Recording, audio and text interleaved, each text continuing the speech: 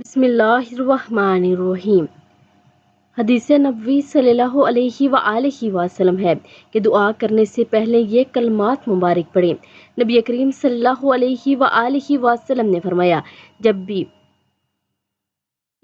ان کلمات کے ذریعے دعا کی جائے تو اللہ اسے قبول کر لے گا، اور جب بھی ان کے ذریعے کوئی چیز مانگی جائے گی تو انہیں عطا فرما دے گا۔